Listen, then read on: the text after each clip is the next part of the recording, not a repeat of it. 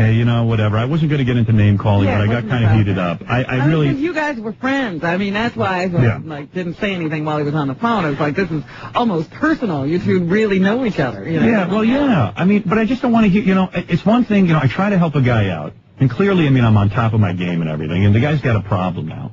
I mean, he's got a career crisis. When you go to UPN 9 and your show is bombing... 107? 107? I'm not making it up. No, I believe he's 107. Who the hell's watching it? What? People are watching the commercials. They're not watching the TV show. Well, listen. I mean, so I try to help the guy out, and then I got to read how he sucked on my show because I'm a bad interviewer. No. And he sucks on every show he goes on.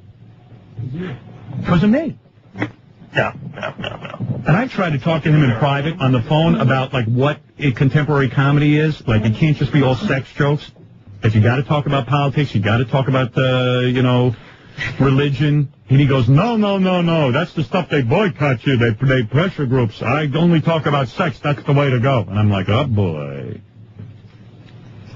Alright, hickory dickory dock time. I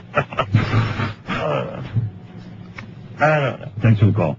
No problem. Hey, you're on the air. Mr. Mainstream. Yeah. Did you watch the show last night? What show? His show. No, I never would watch Dude, it. I flipped onto it. It was horrible. His mainstream thing was smoking a cigarette. Yeah. Okay. I mean, you heard that 10 years ago. After every comment. Yeah, I know. God. What can I tell you? It's very, very sad. You know, and I know the guy's on hard times, and I know that it's frustrating for him. And I was but don't kick your friend. Yeah, don't kick me in the press. Let me see you write about 900 other guys. I was trying to help you. The only time interesting was when he's on your show. There's a little bit of a joke, a little controversy. I tried my best. I tried to get phone callers on for him to react to that. He didn't like. I tried to ask him about Lady Di. He didn't like that. I tried to ask him about his sex life. It's fine. I asked him about gay people. He wouldn't comment. He says it's not nice to talk about gay people. Turned into a pussy. 6-7 years ago, he was hysterical. Come on, he was great. He was great. I said he was great, but I don't know what happened to the guy. He's a pussy. How do you lose it? That's why I think somebody wrote his whole first special. Andrew Silverstein. I don't know. And then he dropped the name Clay, and he's crying, and he's, you know, it's like... Straight to Silverstein. He dropped Dice. I mean, you know, who are you? I want to be loved by everybody. And then I knew, you know, and then he was going to go, your movie did, you know, my movie made $43 million. It's called a hit. Oh, boy. Brain Smasher went straight to cable, and Fort Fairlane made $25 million. That's it. And Fort Fairlane, let's be honest, didn't make anybody laugh. And Fort Fairlane didn't get one good review. I got, you know, he can't take it because I got, like, stellar reviews. I won the Czechoslovakian Film Festival. I don't think Fort Fairlane won any film festival.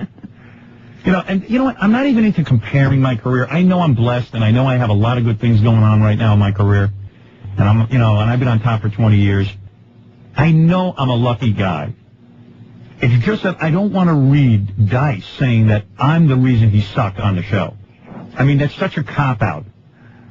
I don't want to, you know, I just don't want to hear it. But your whole point is, why even bother? Why are you talking about me when you're being interviewed to promote your show? Yeah, why am I the only guy you can think of in all of show business to badmouth? He starts singing those Elvis tunes. He can't badmouth his gay people. He can't badmouth anybody. But me, he could give a little dig. You know, you're the guy that everybody can say something bad about. Nobody's going to say to Dice, how could you do that? And you know he's sitting at home in his Club 33. They're going, Howard's not even a comic, and he's successful, and people say he's... But Dice, I don't profess to be a comic. Club Soda Kenny's going, you're the best. Yeah, right, exactly. Club Soda Kenny. When he was funny and you knew he was funny, you were right. You should have seen the pained look on his manager's face. And you'll see it tonight on E! When I'm interviewing Dice, the manager's looking at me like, I don't know what's wrong. I don't know what's wrong. You can see it in his eyes. The TV's not going to lie tonight. Mainstream Silverstein. Yeah, Mainstream Silverstein. That's his business. I love it. Thank you. Mainstream Silverstein. Bruce. Yeah. What's up?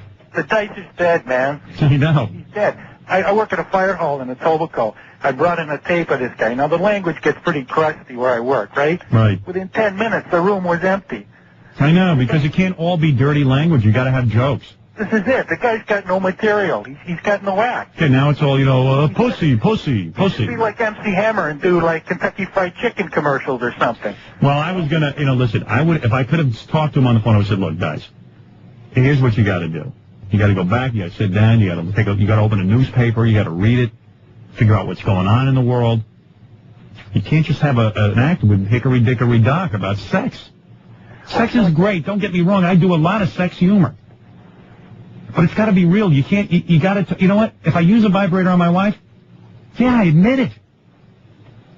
That's what makes people laugh. They relate to reality. No one wants to hear a guy come on and go, my wife is great. I got Club 33. I built $1 million Club 33, and I have sex with her. I mean, where's the joke? Or where's the interest in that? Gets pretty tired. And him calling me rap, I mean, I know I'm ugly as sin. I mean, you can't talk about my looks. I'm the one who talks about my looks. It's got nothing to do with looks. I don't have a pleasant feeling when I look in the mirror, but you know what's funny? He gets a pleasant feeling from looking at that fat face of his. That's what's funny. He actually thinks he's good looking enough to comment on my appearance. I'm the guy who gets on and says I grew my hair long to cover my face. But guy thinks he's good looking. That's the scary part, too. I think he thought he was going to be a leading man in the movies, like Richard Gere. Hey, he's making fun of Richard Gere? Richard Gere's got a career. Richard Gere's got a career. He's a major movie star. Makes millions of dollars a movie. Dice doesn't get... Dice couldn't even get arrested in the movies.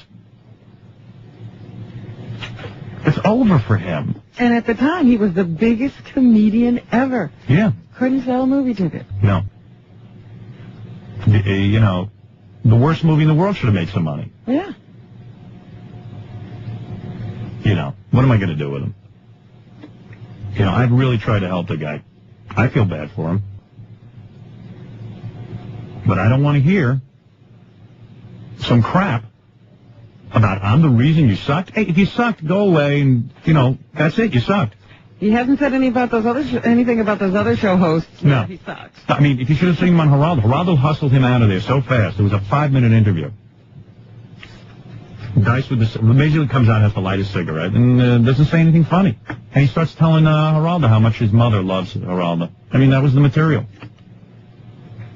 He didn't talk about anybody in the audience. He didn't talk about anything. Nothing. And listen, God bless him. I mean, you know, go off and do your thing. You know, I've had this with him before. You know, he's just unappreciative. You know, why bite the hand that feeds you? He gets pissed because things aren't going well, and he always takes it out on you, it seems. Yeah, I know. Whenever things go bad, and things are going horribly for him, I admit it. And I don't like to kick a dog when he's down, especially when he was a friend. I mean, I've done everything for this guy. He needed a house, I went house hunting with him. He needed a friend to talk to. Every time he called, I picked up the phone. All right, recently, he's been calling a lot, and I haven't been picking up the phone in the last couple of years because I can't take it. With his philosophies and how show business is this, and Letterman and Leno, and they're out to get him, and they don't like him because he kills in the clubs, and they didn't, and it goes back to those days. I mean, you know, I'll only listen to that story 10 times, not 50. I can't hear it over and over and over again. And Letterman's out to get him, Leno's out to get him, I'm out to get him. Everyone's out to get him because he's so dangerous. And then he's on TV, you know, as Ralph Cramden. And he's now Andrew Clay. Like they're two different people. Yeah. What do you want from me, okay?